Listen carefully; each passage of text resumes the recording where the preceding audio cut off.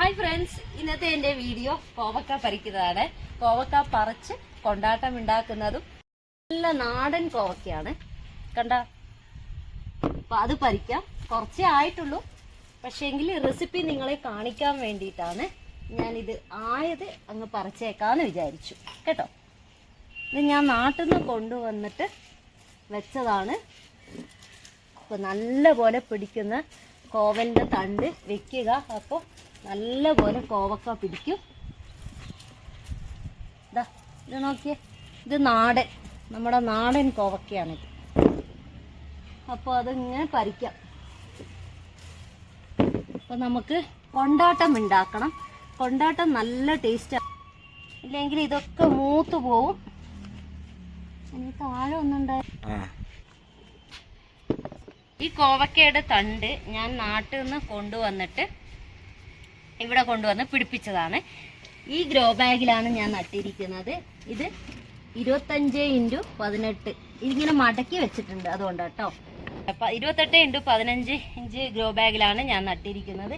ഇതിങ്ങനെ പടർത്തി വിട്ടിട്ടുണ്ട്. ഇതൊക്കെ ഇനി കട്ട് ചെയ്ത് കളയണം. പിന്നെ പിടിച്ചുകൊണ്ടും വരുന്നുണ്ട്.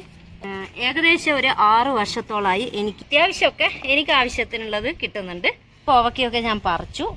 ഒരുപാട് കോവക്ക ഉണ്ടെങ്കിൽ നമ്മൾക്ക് എന്താ പറയുക, ഒരുപാട് ഉണ്ടാക്കിയിട്ട് വെയിലത്ത് ഉണക്കിയിട്ട് സ്റ്റോർ ചെയ്ത് വെക്കാം. നമുക്ക് ആവശ്യത്തിനൊക്കെ എടുത്തിട്ട് വറക്കാം. അപ്പോൾ ഇപ്പം ഞാനിത് നിങ്ങൾക്ക് ഈ റെസിപ്പി കാണിക്കാൻ വേണ്ടി ഞാൻ ഇച്ചിരിയെ പറിച്ചിട്ടുള്ളൂ. അപ്പോൾ നമുക്ക് കിച്ചണിലോട്ടേക്ക് പോകാം.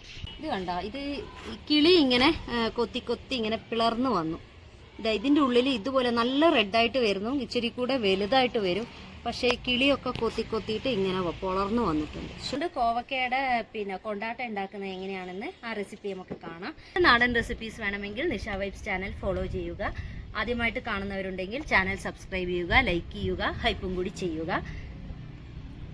അപ്പൊ ഞാൻ പച്ചമാങ്ങ കറി ഉണ്ടാക്കാനായിട്ട് മൂത്ത മാങ്ങ, അധികം പഴുത്തതല്ല, പിന്നെ പച്ചയല്ലാത്ത മാങ്ങ വേണം എടുക്കാൻ കേട്ടോ. പിന്നെ തേങ്ങയുടെ കൂടെ ജീരകം പച്ചമുളകും കൂടി ഇട്ട് അരച്ചിട്ട് വേവിച്ച മാങ്ങയിലോട്ടേക്ക് ഞാൻ ഒഴിച്ചു കൊടുക്കുന്നുണ്ട്. ഇതിന്റെ റെസിപ്പി ഞാൻ നേരത്തെ ഇട്ടിട്ടുണ്ടായിരുന്നു, അതുകൊണ്ട് ഡീറ്റെയിൽ ആയിട്ട് ഞാൻ കാണിക്കുന്നില്ല കേട്ടോ. പിന്നെ കുറച്ച് കട്ടിയുള്ള തൈര്, പുളിക്കാത്ത കട്ടിയുള്ള തൈരും കൂടി ഒഴിച്ചു കൊടുത്തിട്ടുണ്ട്. പിന്നെ കടുക്, വറ്റൽമുളക്, ചെറിയ ഉള്ളിയൊക്കെ ഇതിൽ വറുത്തിട്ടും കൊടുത്തിട്ടുണ്ട്. അപ്പൊ ഇതിന്റെ ലിങ്ക് ഞാൻ വേണമെങ്കിൽ ഡിസ്ക്രിപ്ഷൻ ബോക്സിൽ കൊടുത്തേക്കാം കേട്ടോ. അപ്പൊ ഇപ്പൊ മാങ്ങയൊക്കെ സീസൺ ആണല്ലോ, അപ്പൊ ഇതുപോലത്തെ കറിയൊക്കെ ഉണ്ടാക്കി നമുക്ക് കഴിക്കാമല്ലോ. നല്ല ടേസ്റ്റാണ്, നല്ല അടിപൊളി കറിയാണ്. ചോറിന്റെ കൂടെ വേറെ ഒന്നും വേണ്ട, ഇത് മാത്രം മതി. ഇതും നമ്മുടെ കോവക്ക പിന്നെ കൊണ്ടാട്ടവും കൂടി ഉണ്ടെങ്കിൽ അടിപൊളിയല്ലേ. അപ്പൊ ഇനി കോവക്ക കൊണ്ടാട്ടം ഉണ്ടാക്കാം. ഇപ്പൊ ഞാൻ കഴുകി വൃത്തിയാക്കി എടുത്തു വെച്ചിട്ടുണ്ട്. ഇനി ഇത് റൗണ്ട് ഷേപ്പിൽ ഇതേപോലെ കട്ട് ചെയ്തെടുക്കുക. ഇതേപോലെ കട്ട് ചെയ്താൽ മാത്രമേ പിന്നെ എരിവ് ഉപ്പും ഒക്കെ പിടിക്കുള്ളൂ കേട്ടോ. അപ്പൊ ഇതുപോലെ കട്ട് ചെയ്യുന്നതായിരിക്കും നല്ലത്, നീളത്തിൽ കട്ട് ചെയ്യണ്ട. നമ്മൾ ഇത് മെഴുക്കുവരട്ടിയൊക്കെ ഉണ്ടാക്കാൻ ഇങ്ങനെയാണല്ലോ കട്ട് ചെയ്യുന്നത്. അപ്പൊ വെയിലത്ത് വെച്ചാലും നല്ല പോലെ ഉണങ്ങി കിട്ടാനും ഇതാണ് എളുപ്പം.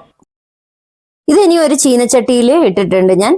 ഇത് എന്താ പറയാ, നല്ല പോലെ വേവിക്കരുത് കേട്ടോ. ഒന്ന് ജസ്റ്റ് ഒന്ന് ചൂട് കയറ്റി, നമ്മൾ ആവി കയറ്റുക എന്നൊക്കെ പറയുന്നില്ലേ, അതേപോലെ ആക്കിയെടുത്താൽ മതി. ഇനി മഞ്ഞൾപ്പൊടിയും ഉപ്പും ഞാൻ ഇട്ട് കൊടുത്തിട്ടുണ്ട്. ഇനി കുറച്ചൊന്ന് വെള്ളം തെളിച്ചു കൊടുക്കുക. ഇത് മെഴുക്കുവരട്ടിക്ക് വേവിക്കുന്ന പോലെ വേവിച്ചെടുക്കേണ്ട ആവശ്യമില്ല, ജസ്റ്റ് ഒന്ന് ആവി കയറ്റിയിട്ട് അങ്ങനെ ചെയ്യുന്ന പോലെ ചെയ്താൽ മതി. എന്താ പറയാ, അധികം അങ്ങ് വെന്ത് കുഴയരുത്. ഇതാ കണ്ടില്ലേ, ജസ്റ്റ് ഒന്ന് ആവി കയറിയിട്ടുണ്ട്. ഇനി ഒന്ന് നല്ല പോലെ ഒന്ന് ഇളക്കി കൊടുക്കാം, അടിയിലൊക്കെ പിടിക്കുമല്ലോ. അപ്പോൾ ആദ്യം നമ്മൾ മീഡിയം ഫ്ലെയിമിൽ വെക്കുക, പിന്നെ ഇതുപോലെ ഒന്ന് ഇളക്കി കൊടുത്തിട്ട് ലോ ഫ്ലെയിമിൽ വെച്ചാലും മതി കേട്ടോ. അപ്പൊ എല്ലാം ഒന്ന് ഇളക്കി കൊടുത്തിട്ടുണ്ട്. ഇനി നമുക്ക് ലോ ഫ്ലെയിമിൽ വെച്ചിട്ട് ഒന്നും കൂടി ഒന്ന് അടച്ചു വെച്ചിട്ട് ഒരു 2 മിനിറ്റ് ഒന്ന് വേവിച്ചെടുക്കാം. ഈ സമയത്ത് നിങ്ങൾക്ക് വേണമെങ്കിൽ മുളക് പൊടി ഇച്ചിരി ചേർത്ത് കൊടുക്കാം കേട്ടോ.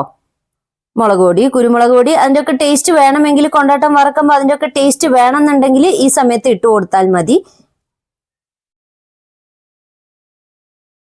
അങ്ങനെ ആയിട്ടുണ്ട്. ഇത് നിങ്ങൾക്ക് ആവി കയറ്റിയിട്ട് ഇഡലി തട്ടിൽ അങ്ങനെ ആവി കയറ്റിയിട്ട് ചെയ്യുകയാണെങ്കിൽ അങ്ങനെയും ചെയ്യാം കേട്ടോ. പക്ഷെ ഒരുപാട് അങ്ങ് വെന്ത് പോകരുത്, ഒരു 30% വെന്താലും മതി.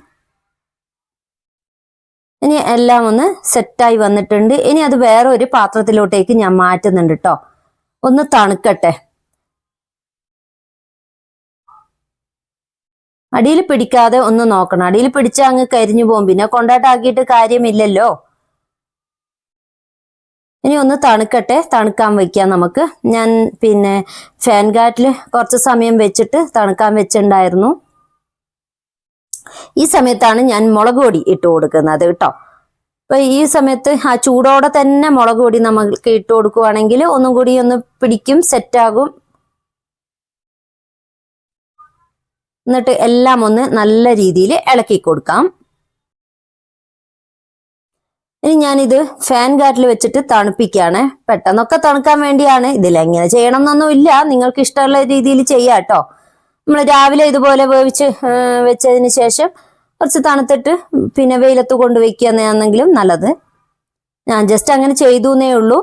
ഇനി ഞാൻ ടെറസിൽ നല്ല വെയിലാണ്. അപ്പോൾ നല്ല വെയിലിന് ഒരു ദിവസം കൊണ്ട് തന്നെ എനിക്ക് നല്ല ഉണങ്ങി കിട്ടിയിട്ടുണ്ടായിരുന്നു. അപ്പൊ വെയിലില്ലെങ്കിൽ 2 ദിവസമെങ്കിലും വെക്കുക, ഇല്ലെങ്കിൽ ഇത് പൂപ്പൽ പിടിച്ചു പോവും. അപ്പൊ അതിന്റെ കൂടെ തന്നെ കുറച്ച് കുരുമുളകും കൂടി ഞാൻ വെയിലത്ത് ഉണക്കാൻ വെച്ചിട്ടുണ്ട് കേട്ടോ. കണ്ട ഇതുപോലെ ആയിട്ടുണ്ട്. അപ്പൊ ഇത് ഇച്ചിരിയും കൂടി ആവാനുണ്ട്. അതുകൊണ്ട് ഞാൻ പിറ്റേ ദിവസവും അങ്ങനെ വെച്ചിട്ടുണ്ടായിരുന്നു. അങ്ങനെ 1.5 ദിവസത്തെ വെയിലാണ് കൊണ്ടത് കേട്ടോ. നല്ല ടേസ്റ്റ് ആണ്. കൈപ്പക്ക കൊണ്ടാട്ടല്ലേ നമ്മൾ കൂടുതലും വാങ്ങി കഴിക്കുന്നത്, അല്ലെ ഉണ്ടാക്കി കഴിക്കുന്നത്. അപ്പൊ നമ്മുടെ വീട്ടിൽ തന്നെ കോവക്കയൊക്കെ കുറേ പിടിക്കുമല്ലോ. കോവക്കയൊക്കെ എപ്പോഴും കുറേ പിടിക്കുന്നതാണല്ലോ. അപ്പൊ ഇതുപോലെ കുറേ ഉണ്ടാക്കിയിട്ട് കണ്ടെയ്നറിൽ സൂക്ഷിക്കുക. നമുക്ക് എന്താ പറയാ, മീനോ അല്ലെ പപ്പടമോ അല്ലെ ഒന്നും ഇല്ലാത്ത സമയത്ത് നമുക്ക് വറുത്ത് നമുക്ക് കഴിക്കാവുന്നതല്ലേ ഉള്ളൂ. വളരെ സിമ്പിൾ അല്ലേ. നമ്മുടെ വീട്ടിൽ തന്നെ കോവക്ക ഉണ്ടെങ്കിൽ അത് പറിച്ച് വെച്ചിട്ട് എളുപ്പത്തിൽ വേഗം ഇതുപോലെ തയ്യാറാക്കി എടുക്കാമല്ലോ. അപ്പൊ ഞാൻ പിന്നെ ഒരു കണ്ടെയ്നറിൽ കുറച്ച് എടുത്തു വെച്ചു, പിന്നെ കുറച്ച് ഞാൻ മാറ്റി വെച്ചു. ഇനി ഇത് നമുക്ക് വറുത്തെടുക്കാം. വെളിച്ചെണ്ണയിലാണ് ഞാൻ വറക്കുന്നത്. ഏത് എണ്ണയിലും, നിങ്ങൾക്ക് ഏത് എണ്ണയാണോ ഓയിൽ നിങ്ങൾ ഉപയോഗിക്കുന്നത് അതിൽ വറുത്തെടുത്താലും മതി. മീഡിയം ഫ്ലെയിമിൽ വെച്ചിട്ട് എണ്ണ ചൂടാക്കുക, എന്നിട്ട് വേണം വറക്കാൻ കേട്ടോ. ഇല്ലെങ്കിൽ ഇത് നല്ല ഉണങ്ങിയതാണ്, അപ്പോൾ എണ്ണയിൽ ഇട്ടതും അങ്ങ് കരിഞ്ഞു പോകും. അതുകൊണ്ട് ആദ്യം ഇങ്ങനെ ചെയ്തെടുത്താൽ മതിയാവും. ഏകദേശം ആയി വരുന്നുണ്ട് കേട്ടോ.